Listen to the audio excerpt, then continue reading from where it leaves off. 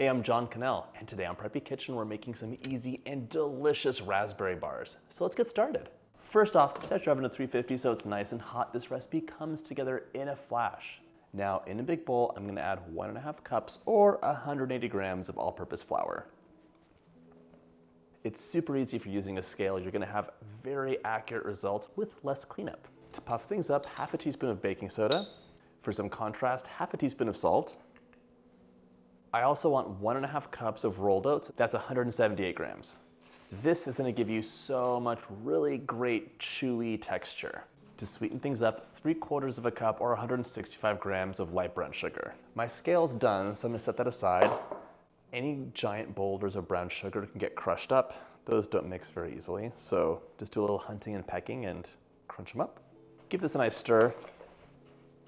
These raspberry bars are such a great grab-and-go snack. I like to make a batch and they last for up to a week at room temperature, so you can have a piece a day or finish them off in an afternoon. They also freeze for 3 months, so you could make this ahead of time and just have an on-demand treat for later. Our raspberry bars aren't just powder. We need something to hold it together and give you a lot of richness, and that's gonna be room temperature unsalted butter.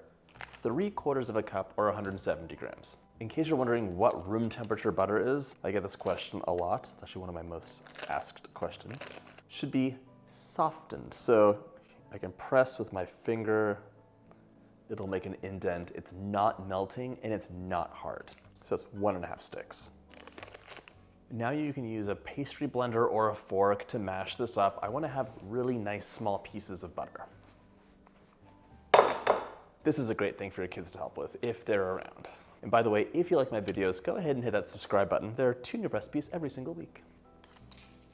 I always want to use my pastry blender and end up not liking it. So I'm gonna do this with a large fork. You could also just use your fingers to mash it up. Just make sure your hands are clean. This recipe uses old-fashioned rolled oats. They have a really nice chew and texture. The quick oats, they're just too small, and the steel-cut oats are gonna be too thick and big. So old-fashioned is the way to go.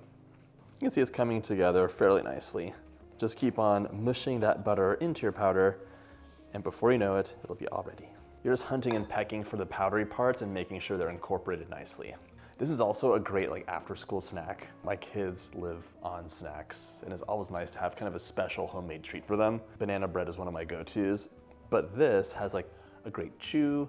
It's not too sweet, but it's really satisfying, and I just portion them out into small squares, and it's like the perfect midday dessert. Midday dessert is a thing. I'm finishing this off by hand, and now you can see the texture's totally changed. It's nice and crumbly, and if I squeeze it together, it holds its shape. It's the same thing as when you make pie dough. This is all done. I'm gonna go wash my hands and grab an 8x8-inch square baking dish along with some foil.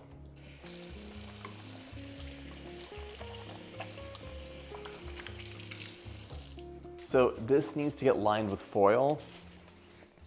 The easiest way to do it is to pop the foil underneath and give it a fold.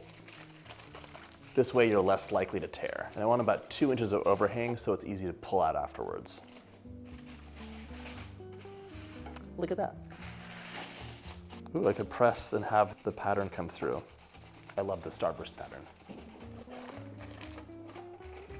The last step of prep is just to give it a quick spray, mostly because the jam can be kind of sticky and you don't want that clinging onto the foil. Everything's all prepped, so we're gonna add 2/3 of our mixture right inside, shake it out into an even layer.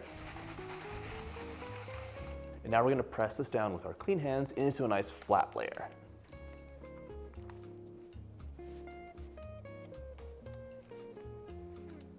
Our base is prepped. Now we're gonna add 1 cup or 240 grams of seedless raspberry jam. Yes, these are raspberry bars, but could you make it with strawberry jam? Of course. Blueberry jam? Of course. Use your favorite jam in here.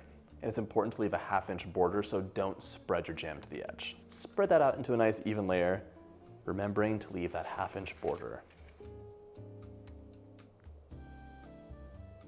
With my remaining crumble, just push it together with your hands to make giant boulders. This is my little tip because a crumble should have a nice crumbly texture, not a powdery texture. So by making these larger pieces, we can then break them up into normal blueberry-sized crumbles. Is it necessary? No. Will it be better? Yes, you'll have a nice texture. Break those large crumbles up. And now we're gonna sprinkle that all over the top into a nice even layer.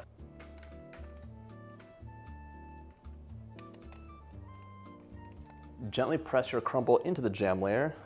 Don't smush it, just like a little press. This is ready to go into the oven 350 for 35 minutes or until it's a golden topped, bubbling, delicious bar. In you go. Allow your oat bars to cool completely. Remove the foil. You could cut these into bars or squares, the size is up to you. Today, I'm gonna make 9 generously sized pieces, but on the blog I say 16. Using a serrated knife is the best choice for these. It really helps you get clean cuts.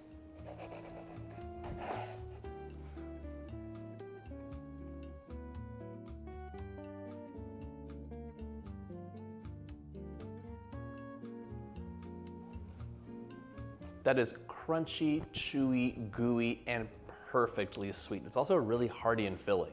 I hope you get a chance to make this delicious recipe, and if you like my videos, hit that subscribe button and check out my bars playlist.